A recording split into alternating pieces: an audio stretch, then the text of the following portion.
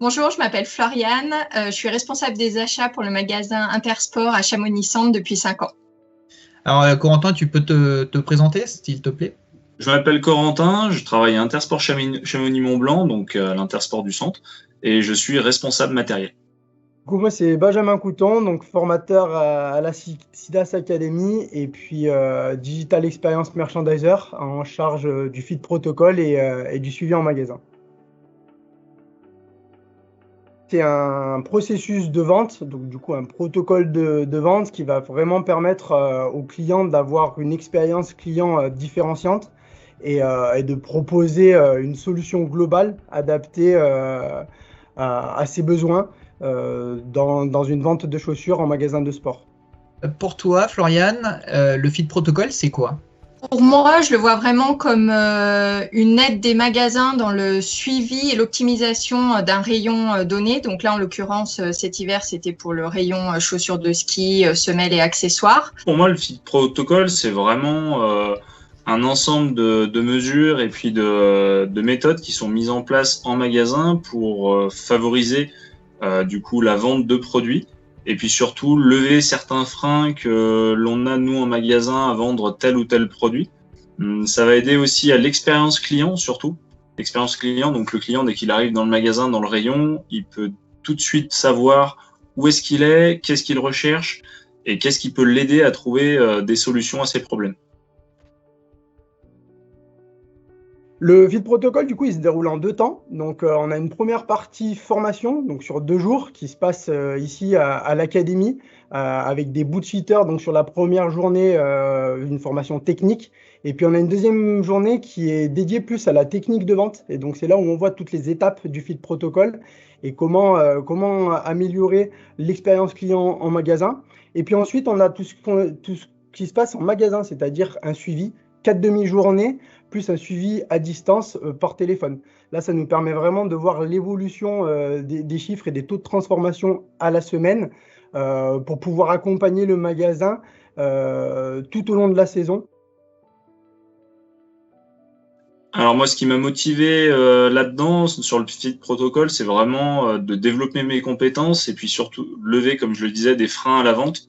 Donc certains freins qu'on avait, nous, en magasin, sur la vente de semelles, sur la vente de chaussettes, sur la vente aussi de food product. Qu'est-ce qui vous a motivé à rentrer dans ce programme de feed protocol? C'est les présentations qu'on a eues avec Joris qui nous présentait, qui nous ont donné des éléments de ce qui s'était passé sur certains magasins l'année dernière, où ça avait l'air vraiment alléchant. Le feed protocole, il a un objectif double. Donc, le premier, c'est vraiment un objectif qualitatif, c'est-à-dire monter en compétence les vendeurs pour pouvoir avoir vraiment une meilleure expertise et un meilleur accompagnement auprès du client et que le client se sente vraiment accompagné de A à Z.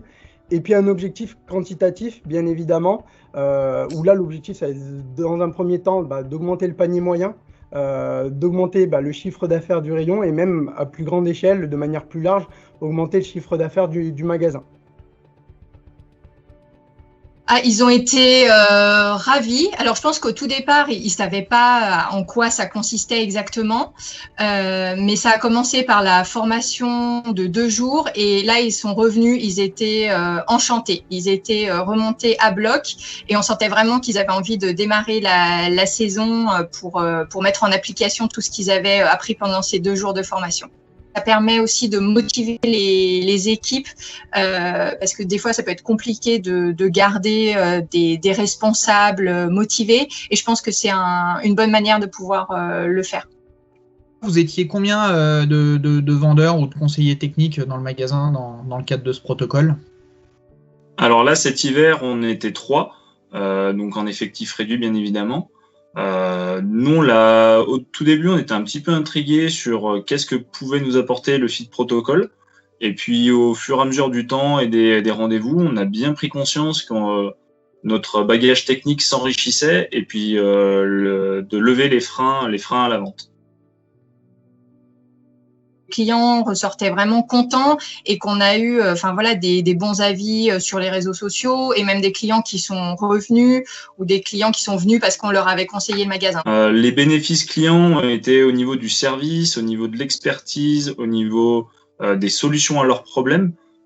C'était vraiment trouver des solutions par rapport à des problèmes qu'ils avaient donc dans leurs chaussures de ski qui permettent pour eux après d'améliorer leur confort et de leur skiabilité. Donc le client il revient avec le sourire et puis des merci avec un sourire, on en a eu beaucoup cette saison, donc ça c'est vraiment gratifiant pour nous.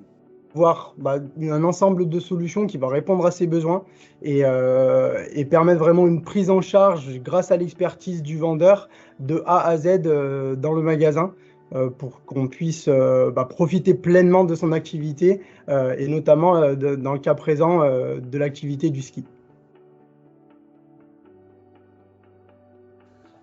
Pour nous, le suivi il est vraiment intéressant dans le sens où ça nous permet de revoir les acquis en formation et de rediscuter, de observer sur le terrain la mise en pratique des vendeurs.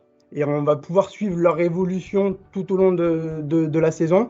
On a pu observer lors des bilans Field Protocol qu'il y a des pics de performance après nos passages en magasin. Et ça, c'est vraiment intéressant, alors que ce soit de manière consciente ou inconsciente. Les vendeurs progressent tout au long de la saison et ces pics de performance se suivent après chaque passage. Séparé, moi je donnais toute la partie chiffrée de manière hebdo à Benjamin. Donc tous les lundis matins, il avait les ventes de la semaine d'avant détaillées. Et après, c'est Corentin qui faisait un suivi hebdomadaire par téléphone avec lui. Et Benjamin, quand il passait, à peu près tous les mois, il voyait les garçons dans le rayon. Mais je pense que on voyait vraiment l'impact. Moi, je voyais en tout cas dans les chiffres la semaine où il était passé, parce que tout de suite, les ventes des produits remontaient en flèche. Donc, c'était assez impressionnant. Le suivi en magasin nous a vraiment permis de garder un pied justement dans le Field Protocol, du suivi hebdomadaire et du suivi mensuel, pour vraiment rester en implication constante là-dessus. Et puis, entre nous, se développer des petits challenges. Combien de semelles t'as vendu cette semaine? Combien t'as fait de chaussettes avec les chaussures? Donc ça, après, en interne, c'est sympa.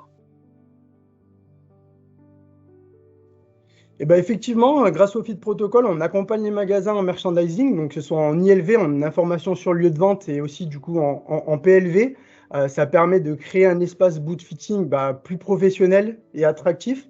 Il a un intérêt double, hein. Le premier, c'est pour le vendeur, d'avoir toutes les étapes du Field Protocol sous les yeux toute la journée. Et puis, le deuxième intérêt, c'est aussi pour le client, pour avoir vraiment un lieu attractif dans lequel il peut se sentir bien, à l'aise pour qu'on puisse avoir une prise en charge globale. Ça a apporté en peu de choses au final des éléments que Benjamin nous a apportés. Je trouve que le rayon s'est vraiment professionnalisé en délimitant chaque espace. Après, Benjamin nous a aussi apporté des petites astuces pour mettre en valeur certains produits comme les thermic dryers, les choses comme ça, de les sortir des boîtes pour montrer les produits. Et on a vu l'impact tout de suite sur les ventes. Que le Field Protocol a apporté de nouveau dans le merchandising, selon toi? Sur le merchandising, ça nous a vraiment aidé d'avoir de l'information sur le lieu de vente, donc de l'ILV, pour vraiment délimiter les secteurs dans le rayon, donc l'univers chaussures, l'univers boot fitting, pour que le client puisse se retrouver plus facilement au sein du rayon. Ils sont doubles, hein. Premièrement, c'est les résultats qualitatifs, alors par le merch et par l'attractivité en magasin. Mais ce qui est aussi intéressant, c'est qu'on a pu remarquer que les clients reviennent dans le magasin juste pour nous remercier du travail qui a été fait, parce qu'ils ont passé une belle journée de ski et ils ont été pleinement satisfaits dans leur pratique. Pas de problème d'ampoule ou d'autres problèmes dans leurs chaussures. Donc ça, c'est vraiment gratifiant pour les vendeurs et pour nous. Le Field Protocol nous a permis de proposer tel ou tel produit un petit peu plus que d'habitude. Et cela nous a vraiment aidé dans notre expertise aussi. Et puis, on a aussi les résultats quantitatifs, où là, on va vraiment mesurer, comme on le disait, hein, le panier moyen, le chiffre d'affaires. Et notre fil conducteur, c'est vraiment le taux de transformation qui augmente au fil de la saison. Et on met tout en œuvre pour pouvoir atteindre ces objectifs. Et dans la plupart des cas, on a vraiment atteint et même dépassé les objectifs qui étaient fixés au départ du Fit Protocol. Donc ça, c'est vraiment une belle réussite pour nous cette saison, malgré la saison Covid qui était un petit peu particulière. Après, justement, un hiver quand même particulier avec fermeture des stations. Donc forcément, notre volume de chaussures de ski a fortement diminué. Mais le taux de transformation sur tout ce qui est semelles et accessoires était meilleur qu'une année normale. Donc c'est pour ça que je me dis, j'ai hâte de voir le potentiel de ce Fit Protocol dans un hiver normal, on va dire, avec beaucoup plus de clients et de flux dans le magasin, parce que ça a été très très positif. De se dire qu'on a vendu proportionnellement plus de semelles et d'accessoires chaussures, je trouve ça super motivant et je pense qu'on peut faire de belles choses dans le futur. Aider au niveau du taux de transformation, que ce soit sur la chaussure, sur la chaussette, sur les accessoires. Là, on a vraiment augmenté le panier moyen. C'est sûr qu'il y a beaucoup de produits SIDA sur lesquels on est challengé, mais on peut aussi mettre d'autres marques, notamment moi sur les semelles, j'avais une autre marque et on était challengé toutes les semaines sur ces produits-là et on a vu l'impact aussi du Fit Protocol. Donc c'est ça que j'aime bien parce que c'est pas arrêté à une marque. SIDAS fait pas le forcing pour vendre que des produits SIDAS et voilà, c'est pas du tout le but. Qui a été vraiment intéressant et qu'on a pu observer du coup sur le magasin d'Intersport à Chamonix, c'est vraiment l'évolution des vendeurs, que ce soit Corentin et toute son équipe.